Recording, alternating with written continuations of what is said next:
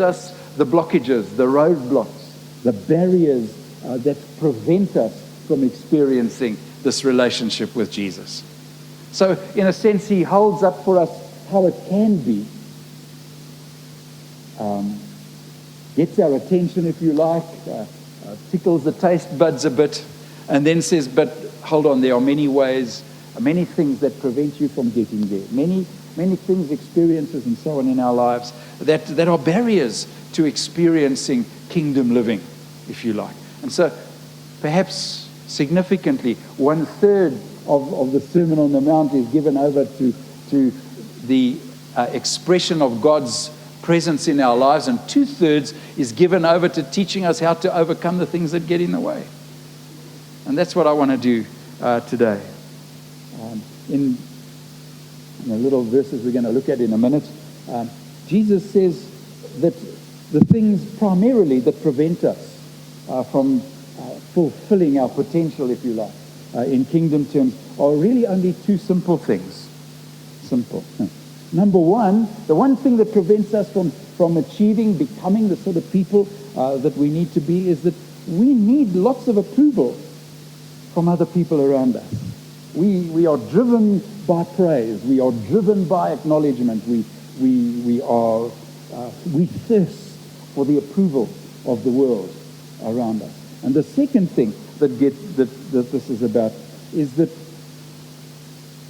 we have this manic desire in our lives for more possessions and more money, and we try to find security in these things. And I guess if you stop and pause a moment, every single one of us are guilty of this somewhere down the line.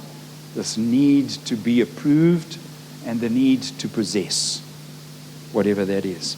And so Jesus, in the verses that we're going to look at in a minute, begins to talk about what it means to be authentic.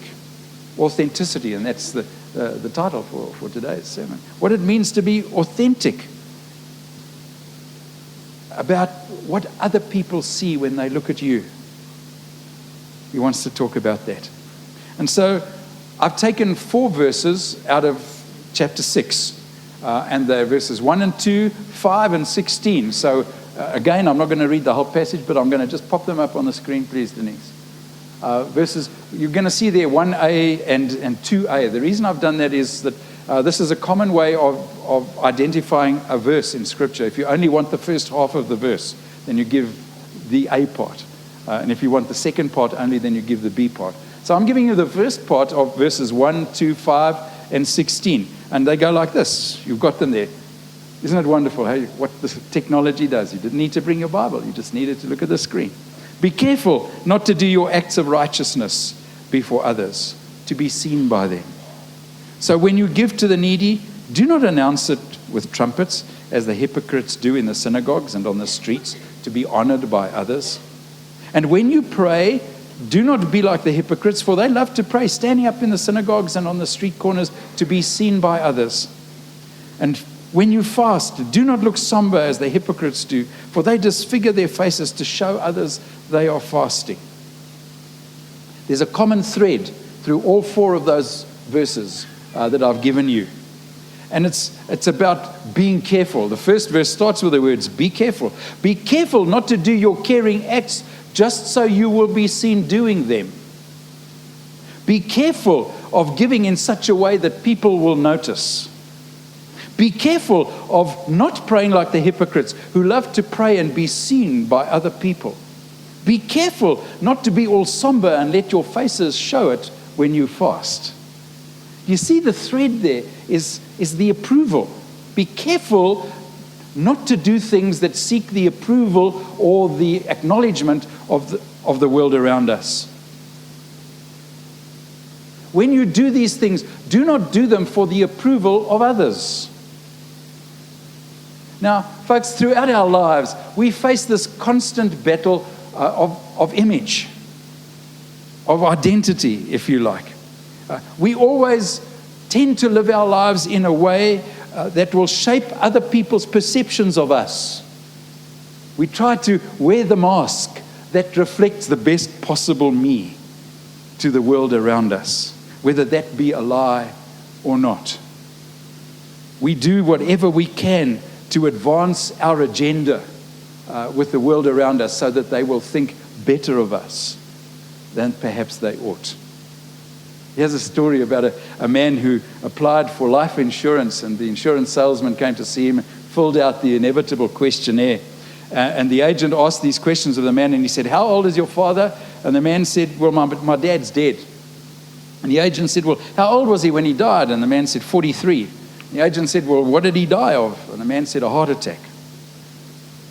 Paused a moment, and then he said, "Well, how old is your mother?" "Well, my mother's dead too." How old was she when she died?" "Well, she was 41. "What did she die of?" "Cancer." The agent took the application form, tore it up, and said, "You're a terrible insurance risk. I can't issue a policy to you." So the man goes to another insurance agent, and they come to the same process. And this time it goes like this. The agent said, "How old is your father?" And the man says, "He's dead." "How old was he when he died?" 94. "What did he die of?" "He died in a mountain climbing accident." "How old was your mother?" "Well, she's dead too." "How old was she when she died?" 91. "What did she die of?" "Giving birth to my little sister." You see, we'll do anything to advance our image, to paint the picture of that people will think, "Wow, look at you." We all live our lives with this image thing. We're so worried about our image. That's why we dress the way we dress, and we wear our hair the way we wear our hair. And it's all about trying to shape people's perceptions of us. So what do we mean by being authentic? About authenticity. Bill Hybels wrote a great book with the title, "Who You Are When No One's Looking." Who you are when no one's looking. And for me, that sums it up. It's all just in one nutshell. Who are you? Who are you when no one's looking? Who is the real you? Do you know who the real you is? Many of us don't. Many of us have got so good at projecting our image, we don't even know who we are. Who are you when no one's looking? Who am I when no one's looking?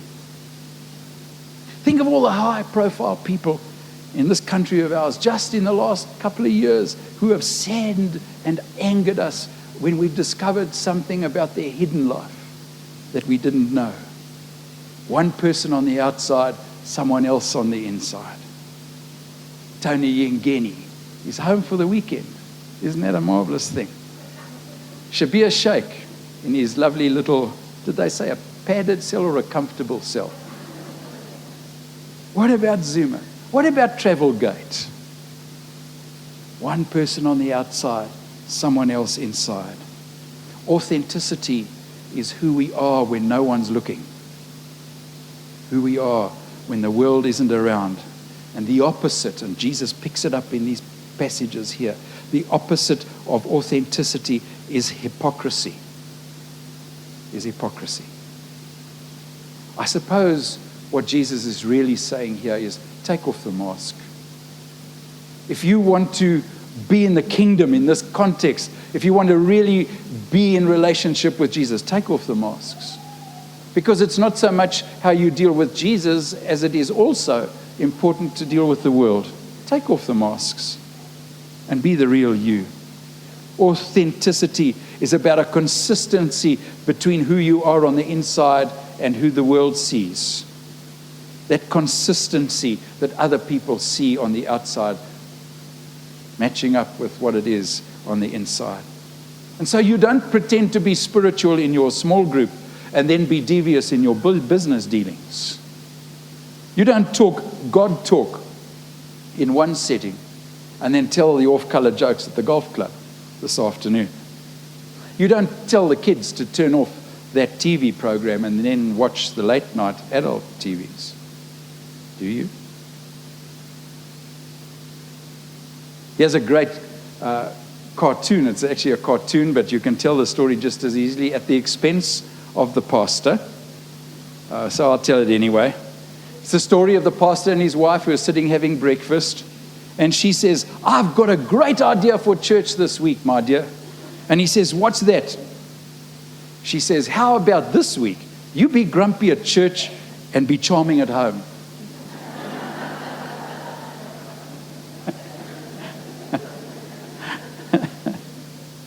You see, wearing masks can be a way of life for us. It's normal, eventually.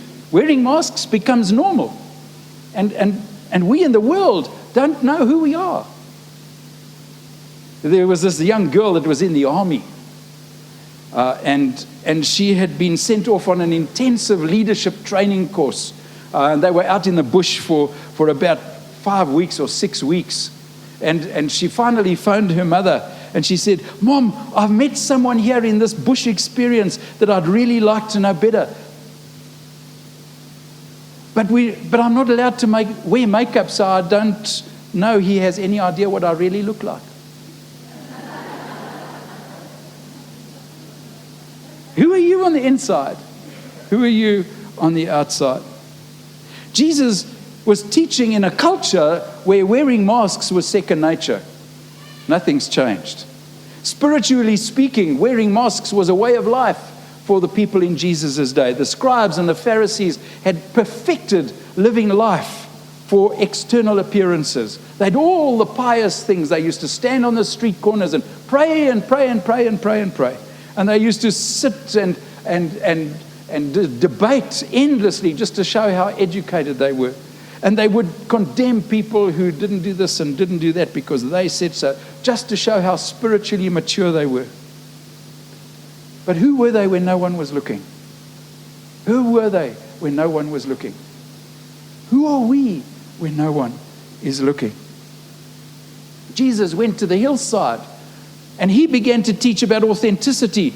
He began to teach about who we are when no one's looking. And it was so different to what they'd come to expect. They were just blown away by this teaching that taught something different. And in all these verses that you've got up on the screen, there are really two tests of authenticity included in those verses. One is the audience test, because he says, be careful not to do it so that you can be seen by others, so that others can see you. All four of them say, be careful of the audience test. Who are you doing it for? Who's the audience? And the other is the secrecy test, about doing things that will not be seen. And so the audience test says, who am I really doing this for? Who am I really doing this for? And the secrecy test says, would I be doing this if nobody saw me? Would I be doing this if nobody saw me? And if you're only just doing these things for the attention and the applause of the people, then the only reward you're ever going to get is their applause. You want to hear that again? If you are doing things just for the applause of the people around you, then the only thing you're ever going to get is the applause of the people around you. Is that how we're doing it? If you are giving so that everybody will see what you've given, is that real? I mean, after all, you can't pass the bag on, you know. You've got to put something in. One of the reasons why we use bags in this church is we try to keep that to an absolute minimum so that we can stop people waving their 200 Rand notes and going.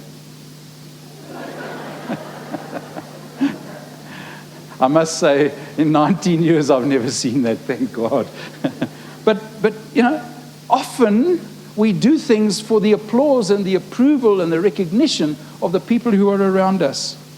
Do I give because I want people to see what I'm giving so that I can set an example, which is all for the wrong reasons? Ouch. Is that how much Derek gives? Oh, wow. Do I do that to shame you? Definitely not. There are only about 3 people in this whole congregation who know what I give. Because it's between me and God. Let's move on with this audience test. What about fasting? Not many people fast these days. But it's a common religious practice. But you've got to fast for the right reasons. Fasting is a very, very private thing that we do just between me and God. But then there are those who go on a fast and then they sit and they sit in their small group and they grandstand. And they say, "Ooh, oops, was that my stomach growling? Oh, well, I've been on a fast for 5 days." And I want to say, "Oh, I don't want to know if you're fasting. It's not between me and you. It's between you and God." But so many of us do it for the crowd. And here's, for me, what is a great summary of the audience test. Doing it, playing the crowd, doing it for recognition so that people will see.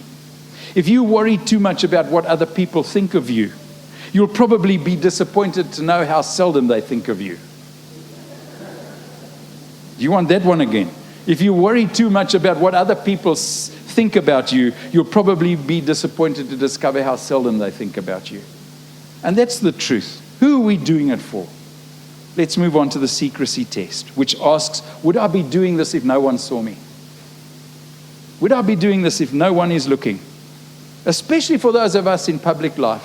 And don't just say, Derek, you're in public life. Most of us are in public life.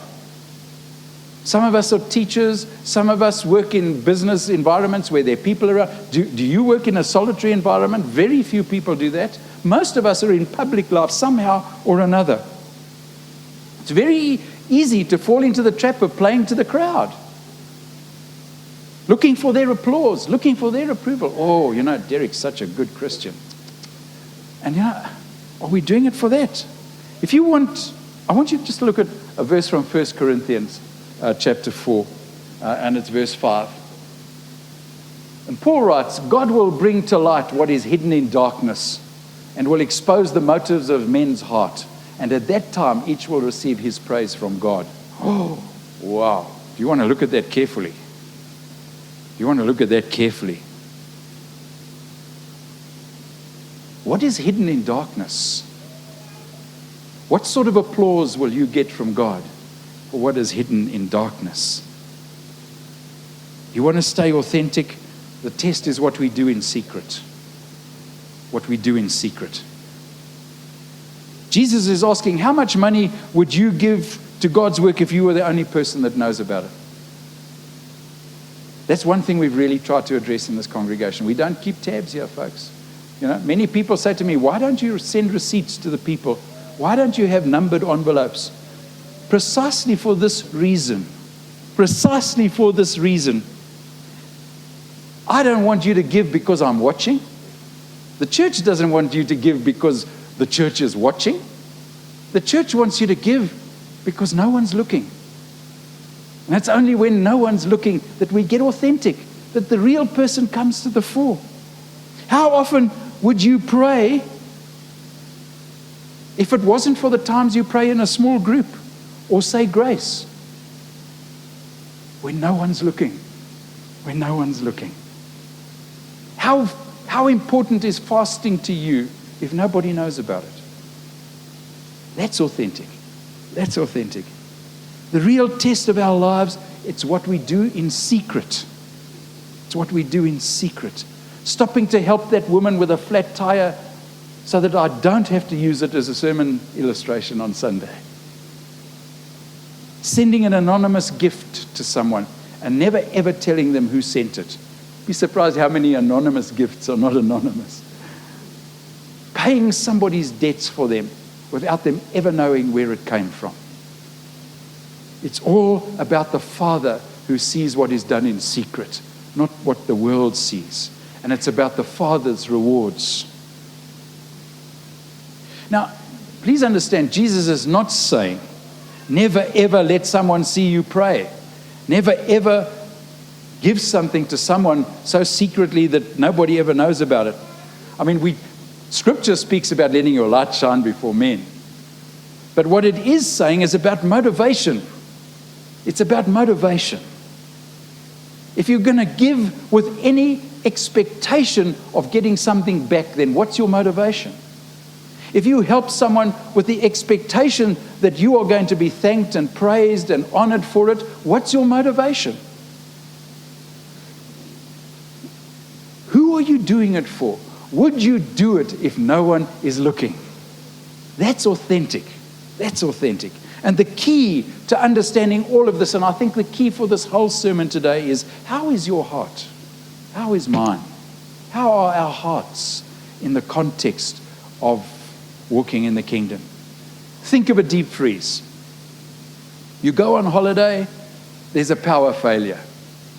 You come back from holiday 3 weeks later and you open the deep freeze, and it's a moving experience, to say the least. Now, I tell you what, folks, you can wash the outside of that deep freeze with every disinfectant and deodorant known to man. You can pray over your deep freeze for the rest of your life. You can pamper your deep freeze. You can put a Mercedes-Benz badge on it to make it feel better about itself. But until you clean the inside of that deep freeze, you've got no chance. You've got to deal with what's inside to get rid of the stench. And in many respects, your life and mine is exactly the same. It starts with the heart. Where is the stench coming from? Where is the motivation to do what we're doing? Where's it coming from? Authenticity starts with what's inside and how it looks inside. And you know what I've become convinced of? The more and more that we spend time in community, the more and more we spend time with people for whom the words I'm saying today are real, the more that finds its way into our lifestyle.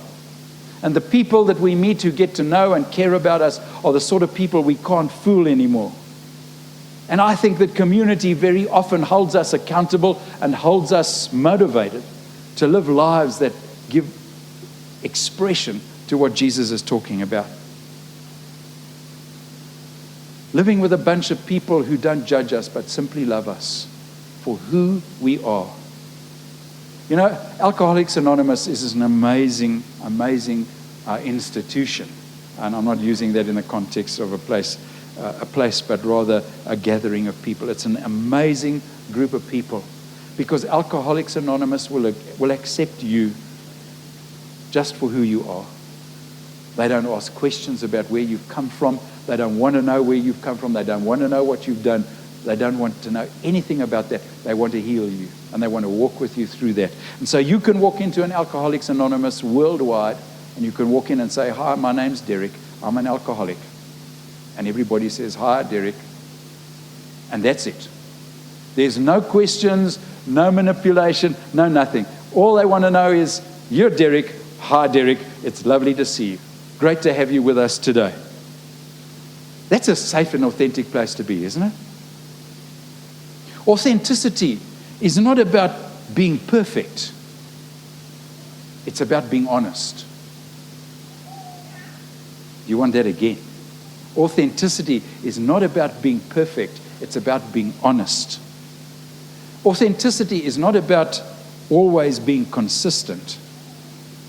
It's about being honest about not being consistent.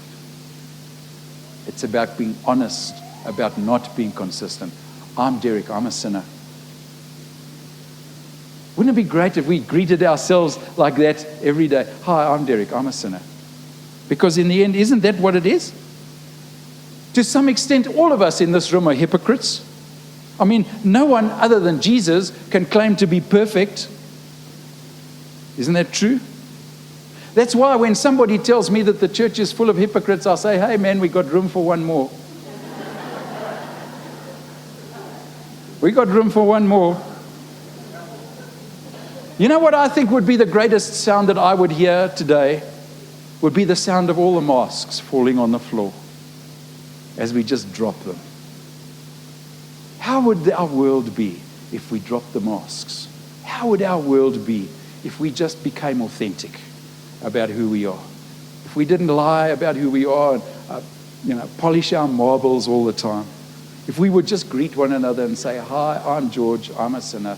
I'm Mary, I'm a sinner. I'm Chris, I'm a sinner." Wouldn't it be lovely? Wouldn't we have a great world? People just saying, "I'm tired of maintaining an image that isn't me." People saying, "Enough of this hypocrisy. I'm going to drop my masks.